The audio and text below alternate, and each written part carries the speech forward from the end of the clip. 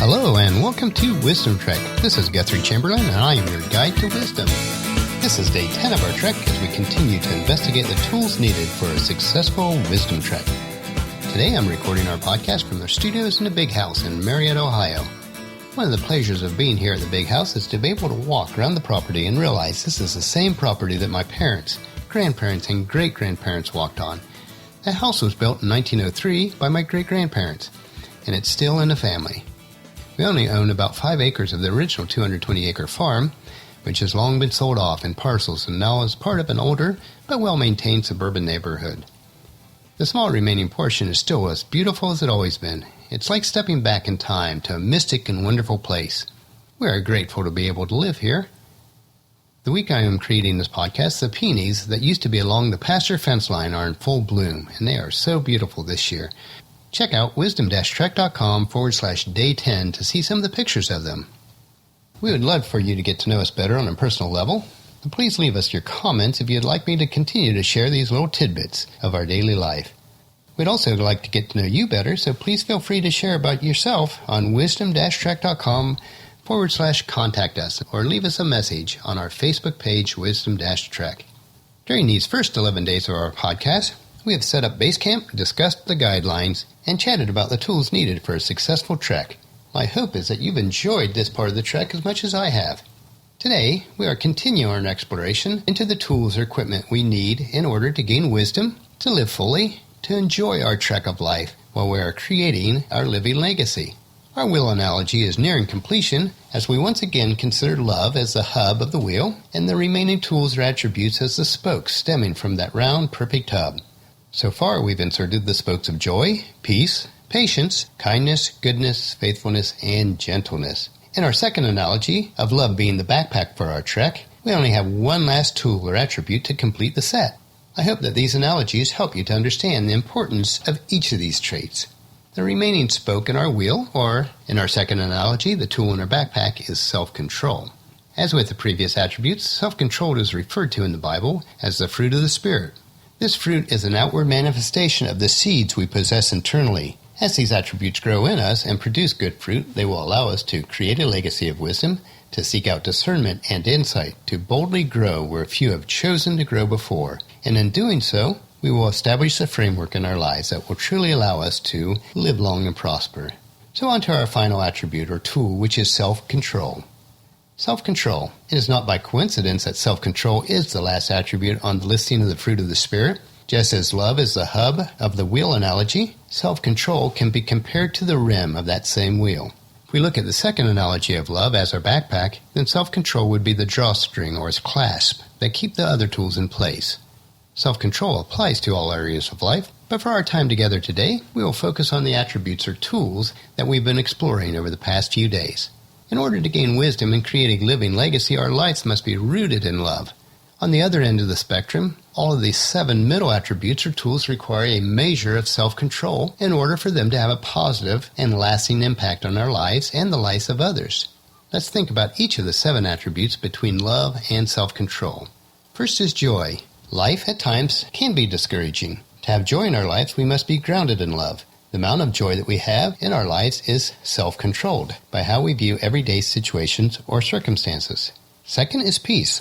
Life is and will be hectic and chaotic at times. It is only when we self-control our environment by planning ahead of time how we will handle or react to life's issues will we be able to have abounding peace in the middle of life's storms.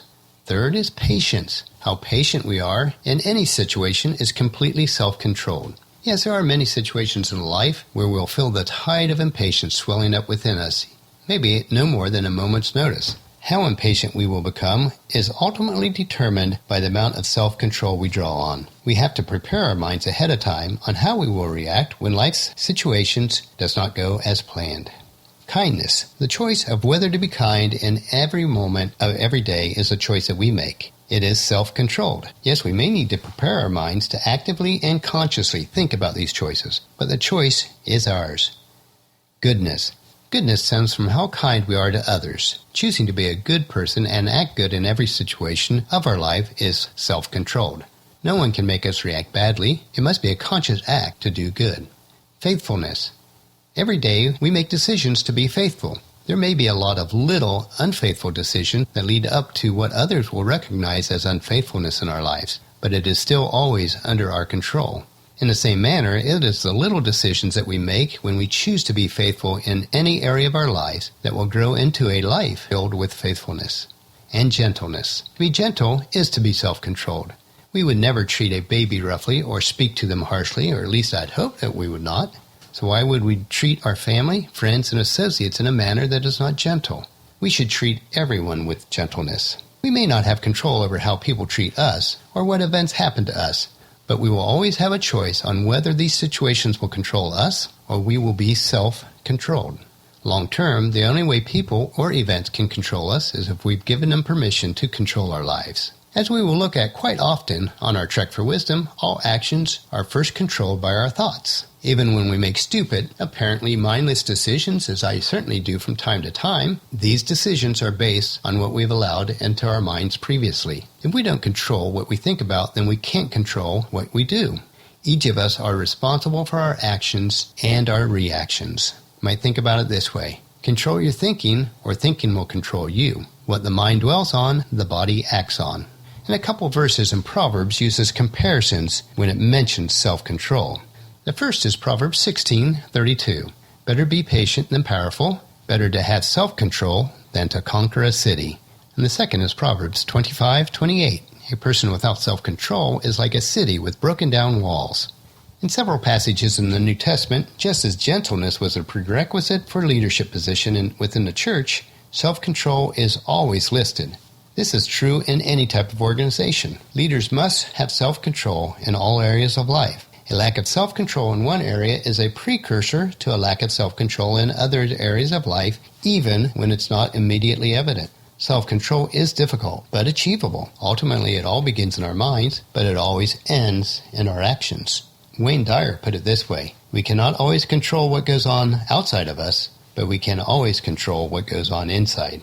Well, we could go on with self-control for many days, and we will touch on it many times in our trek. But for today, that is a large enough nugget of wisdom to digest. This is our last day on the 9 tools that we've talked about in the fruit of the Spirit. If you haven't completed the 9 tools self-assessment to see which attributes in your life that need a little bit more nourishment or cultivating without ignoring the existing strong points, I certainly encourage you to do so. That'll finish our podcast for today. Tomorrow we will look at the 7 columns or pillars of wisdom. Please check into camp tomorrow for another day of Wisdom Trek, Creating a Legacy. As a reminder, I provided tools to assist you in these areas on our free resources page on wisdom-trek.com/resources. I encourage you also to leave a discussion topic, comment, suggestion, or question about the podcast on our comment form on wisdom-trek.com/day10, or email me at guthrie@venturecg.com. If you've not done so already, please subscribe to Wisdom-Trek through iTunes or player of choice so that it will automatically download for you each day. And please leave us a rating on each episode and spread the word to everyone you know to join us on our Wisdom Trek. And I certainly thank you for that. And check out wisdom-trek.com, our daily journal, our wisdom nuggets, and our free resources.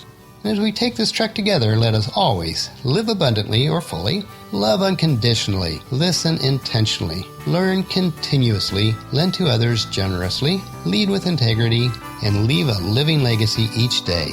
This is Guthrie Chamberlain reminding you to keep moving forward, enjoy the journey, and create a great day. See you tomorrow.